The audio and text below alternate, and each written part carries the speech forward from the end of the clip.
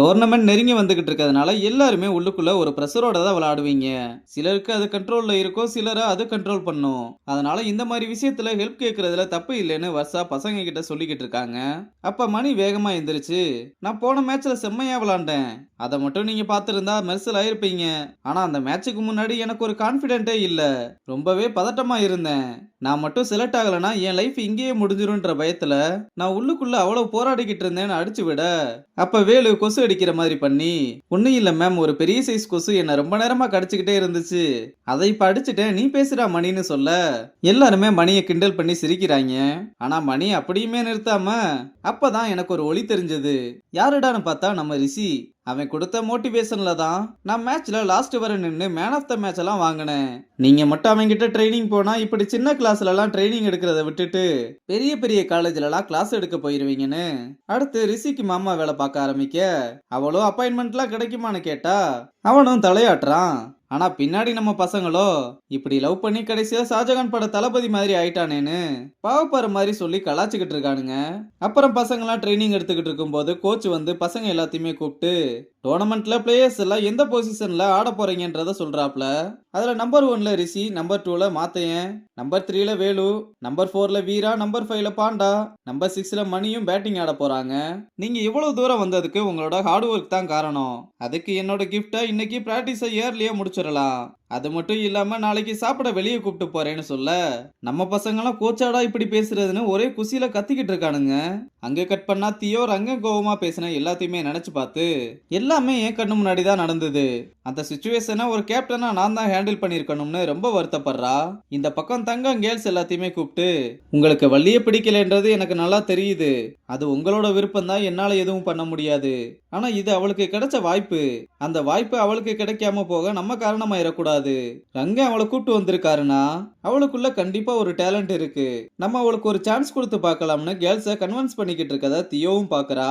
அப்புறம் மறுநாள் ரங்க ரொம்ப டல்லா உட்கார்ந்து இருக்கத பார்த்து, நாங்க வள்ளியா அவங்க அப்பா முன்னாடியே கலாச்சிட்டோம், ஆனா அவர் அவங்க அப்பான்னு எங்களுக்கு தெரியாது, நடந்ததுக்கெல்லாம் எங்களை மன்னிச்சிருங்க, இனிமேல் இந்த மாதிரி நடக்காதுன்னு லாரா மன்னிப்பு கேட்க, தியோவும் நானே ஒரு கேப்டனா அதை ஹேண்டில் பண்ணிருக்கணும், இனிமேல் இந்த மாதிரி நடக்காம நானே பாத்துக்கிறேன்னு சாரி சொல்ல, ரங்கனும் கோவத்துல நானும் அப்படி பேசியிருக்க கூடாதுன்னு சாரி கேட்டு, நீங்க உங்க மேல இருந்த தப்பை ரியலைஸ் பண்ணதுக்கு ரொம்ப நன்றின்னு சொல்றான்.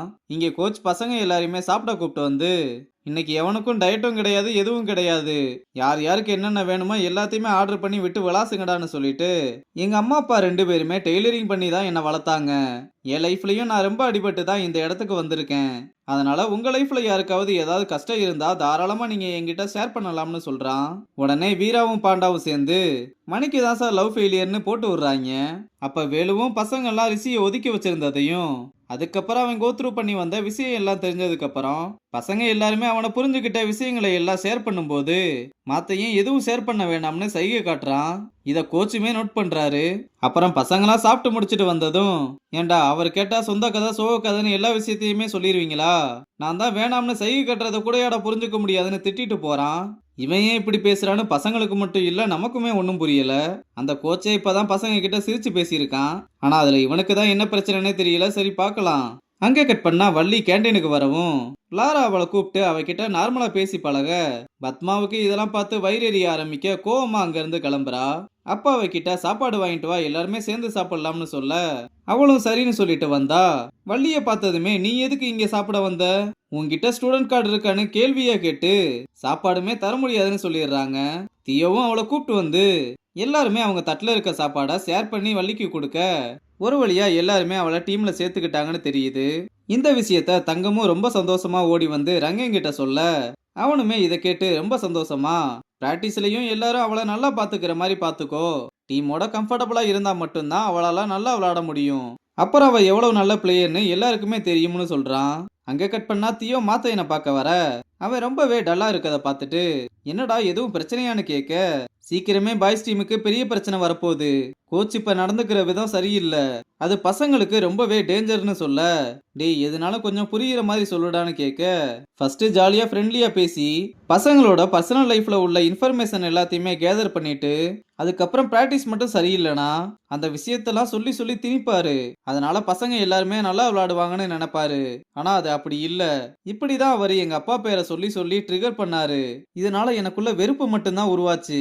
கேம்ல கூட கான்சென்ட்ரேஷன் பண்ண முடியாம எல்லார் மேலயுமே வெறுப்பு மட்டும்தான் உருவாச்சுன்னு பசங்க அவன மாதிரியே மாறிடக்கூடாதுன்னு ரொம்பவே பயப்படுறான். அப்புறம் வள்ளிக்கு பேடெல்லாம் கட்டி விட்டு தியோ தங்கம் எல்லாருமே சேர்ந்து பேட்டிங் பிராக்டிஸ் கொடுக்க, வள்ளி ஃபர்ஸ்ட் டைம் டேஃப்ல விளையாடுறதுனால பேட்டிங் ஆட முடியாம ரொம்பவே திணறா. பத்மாவும் இந்த டேலண்ட்டை பார்த்தா ஏன் பேட்டிங் சரியில்லைன்னு சொன்னாருன்னு அவ மேல இருக்க காண்டுல விளையாடுறத வீடியோ எடுக்க, அப்ப கரெக்டா வள்ளியும் போல்ட் ஆனதும் கேர்ள்ஸ் எல்லாருமே கிண்டல் பண்ணி பேச ஆரம்பிக்கிறாங்க. இதெல்லாம் வள்ளியும் கேட்டு பேடை கழட்டி போட்டு ரொம்ப அழுதுகிட்டே அந்த இடத்துல இருந்து கிளம்புறதோட இந்த எபிசோட முடிச்சிருக்காங்க.